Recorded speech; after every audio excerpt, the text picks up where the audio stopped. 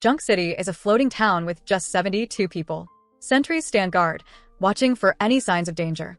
One of them suddenly spots something in the waves and asks his partner for binoculars.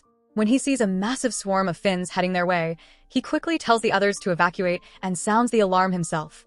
The loud bell makes him an easy target. Even though he's on a high tower, it doesn't protect him. One shark makes an incredible leap, grabs the man in its wide jaws, and pulls him under the water. Panic erupts in the city. People run in all directions as the sharks attack, tearing through the residents without mercy. Chaos and destruction spread everywhere. In the middle of the carnage, a young woman named Bee is helped into a wooden barrel by a man, who is instantly eaten by a shark. From inside her hiding spot, Bee peeks out, watching helplessly as the rest of her people are devoured. We then shift to a larger town called Redeemer, with a population of 436. A sentry there reports seeing a light signal from Junk City. The operator tries to contact them, but another sentry confirms the town has completely vanished. They decide to send an experienced sea veteran, Dylan Barrick, to investigate. Meanwhile, at the Westron Ocean Research Station, scientist Dr. Shaw contacts Barrick and urges him to hurry. The team is eager to attach scrubbers to their rocket. Barrick hits the throttle and speeds off toward Junk City. Back at the station, Dr. Nichols tells Dr. Shaw that the rocket is almost ready and weather conditions are ideal. But they're still missing some parts. Even if everything goes smoothly, they only have enough scrubbers for one launch. Nichols explains that temperatures are rising daily. If they can launch the scrubbers into the atmosphere in time, they might reverse the warming. But they only have one chance. Dr. Shaw gives the team 48 hours to finish the mission.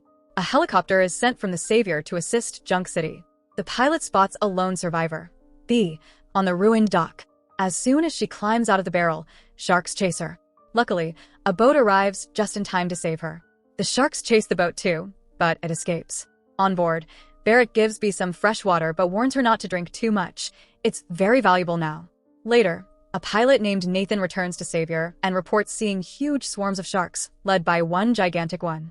Barrick brings Bee to the Westron station, but she's scared to leave the boat.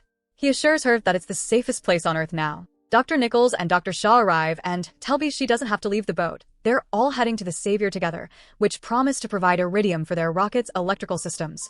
They also want to ask Bee some questions about what she witnessed.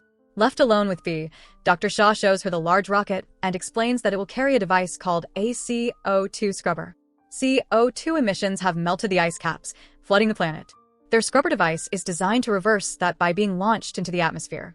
If the plan works, they could stop the warming. Shaw says the brightest minds are working on it, but they need all the help they can get. Meanwhile, Dr. Nichols shows Barrick a sensor meant to be attached to a shark. But Barrick refuses. After what he saw in Junk City, he wants nothing to do with sharks. At a meeting, Dr. Nichols explains the situation. As the oceans heat up, marine life dies off. Sharks, being at the top of the food chain, are left with nothing to eat, so they come to the surface. And now humans are their main prey. The dying ocean is dragging humanity down with it. Barrick then shows radar images from Junk City. Nichols is shocked. She's never seen that many sharks in one spot. When asked about the massive one in the center, Barrick says it could be a mutated alpha female, the mother of all sharks. And this pack is headed straight for the Savior. After arriving at the Savior, the heroes try to warn the leaders about the incoming danger. But the locals don't believe sharks can be so organized or deadly. Plus, they have nowhere else to go, not even Westron has space for them. Shaw insists the Savior must reinforce its defenses. Realizing time is short, the townspeople prepare for battle. They perform a traditional battle dance to lure the sharks. The predators arrive, and warriors spear them from the dock. Hoping for a big catch, they lower a huge hook into the water. The alpha shark grabs it and pulls so hard it collapses the tower. As more sharks attack the city, everyone scrambles to escape. Barrick's boat is far from the pier, so he bravely swims for it. A shark chases him, but Dr. Nichols distracts it by hitting the dock with an oar. The defenders fight courageously, but the city's defenses collapse in explosions. When Barrick reaches his boat, someone is trying to steal it. A brutal fight breaks out, and just as the thief is hanging over the edge, a shark leaps up and bites his head off. The others also swim to the boat, including the Savior's cameraman carrying the iridium. They climb aboard and fight off more sharks. Once the proud city, the Savior is now left in ruins. As they flee, Dr. Nichols suggests the alpha female might control the other sharks through electromagnetic signals and bioimpulses. Dr. Shaw agrees and warns that this ability could be used against them. Barrick then sees it. An enormous army of sharks, led by the alpha female, is coming right for them. He asks Nichols to hold the helm and goes down to the hold to give them some speed. Dr. Shaw contacts the station and orders him to hurry up with the preparations for the operation, for the iridium is on its way. She then explains her insane plan of action to those present. According to Shaw, there is a dormant underwater volcano nearby, and they have a device, the splitting of which will help wake up that volcano. They've also developed a sensor that simulates an overturned boat with people on it. This will help attract sharks directly to the volcano. But Shaw recalls that they have a pilot, Nathan, to help them. After receiving the necessary instructions and devices from Shaw, Nathan sets off on a critical mission.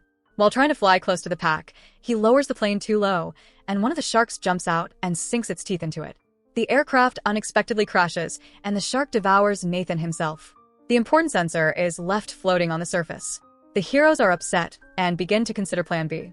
Barrick says he can theoretically speed up his boat to 30 knots. That way, they might be able to launch the sensor and escape the explosion in time. The plucky Nichols decides not to risk the crew and uses maneuverable kitesurfing to install the sensor. Gliding through the waves, she easily evades the sharks and grabs the device on the surface. Dr. Shaw contacts the station and orders them to be on standby. The scientists start the necessary processes and set the unit in motion. In doing so, they agree that they need to leave the station and launch the rocket remotely. After all, they don't know how the huge launcher will behave in terms of the scale of radiation.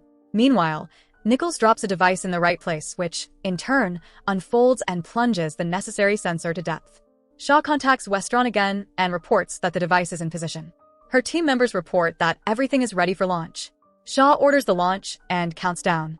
The rig is activated, and a huge electric beam is launched into the sky. Everyone cautiously cheers and watches. The beam bounces off the atmosphere and returns toward a pre-installed sensor on the bottom. A staff member informs them that they are now no longer allowed to remain connected to the power. While trying to pull the plug, she is thrown back and passes out. A beam from the sky does its job and wakes up a dormant volcano, the eruption of which begins to destroy all the sharks in the vicinity. Dr. Nichols, in his kitesurf, heroically escapes to the safe zone from the explosion. And while everyone on the kiteboard is waiting for her arrival, a colossal wave rises from the volcano's eruption. Barrick tries to speed up and evade the impending tsunami. Somehow they still manage to ride the enormous wave and avoid crashing. Meanwhile, Nichols is still gliding through the waves on her board, but the same Alpha chases her. A spectacular chase ensues, and Nichols performs a series of spectacular jumps in an attempt to dodge the beast. During one of these stunts, the shark knocks the board out from under the girl's feet, and she falls into the water. A speedboat appears just in time to save Nichols from the pursuit. At the last moment, the shark still tries to grab the girl, but Shaw thrusts a spear into the predator, thus setting a beacon on her. Meanwhile, all is quiet on Vestron, and the unconscious scientist is already okay. At this point, Barrick's runabout finally returns to the station and brings back the iridium needed to launch the rocket. The scientists report that they don't have enough power to launch, and it will take 2 or 3 days to fix the equipment. But they don't have time because the pumps that pump out the water and keep the Vestron afloat have been damaged. The station is sinking little by little, and it is advisable to launch the rocket before it sinks. While the team is thinking about where to get the energy to launch, Dr. Shaw reports that a sensor installed on the shark shows curious readings. The Alpha uses its powerful electromagnetic organ to control the other sharks, and if its code is deciphered, it can get a huge energy source. At this time, a pack of sharks, led by the Alpha, are approaching Vestron. The team urgently prepares to carry out their plan and scatters into position. Barrick clarifies how they are going to control the Alpha after all. Nichols explains that it is not necessary to control it. The main thing is to simulate the signal and send it to the others. The team members finish preparing iridium, scrubbers, and other things necessary to launch the rocket. But the sharks begin to attack the station en masse. Defending B from one of them, the charming operator Xavier heroically dies. At this time, Nichols manages to intercept the Alpha's signal, and Shaw traps her, thus getting the power to set up the rocket launch. Suddenly, an automatic countdown begins, and the rocket still manages to take off. But on launch, the shark falls into the water with Shaw, and the predator devours the scientist in cold blood. An enraged Nichols uses the signal to get the other sharks to attack the Alpha. At first, this is what happens, but after coping with his fellows, the Alpha decides to take revenge on the humans and attacks the boat. During the attack, the shark gets stuck in the cabin. The barely surviving Barrick steers the boat toward Westron and jumps into the water with Nichols. The boat crashes into the station at high speed and explodes with the Alpha. Barrick and Nichols swim safely to the pier, where B and the remaining crew members greet them. They offer to leave the station quickly before it sinks. 6 months later, our heroes are on a boat and notice that the top of the Statue of Liberty and the peaks of New York skyscrapers are visible from the water. They look at each other cheerfully because the water is gradually receding. So that's it. Hope you enjoy the story. Subscribe and press the bell icon for more videos.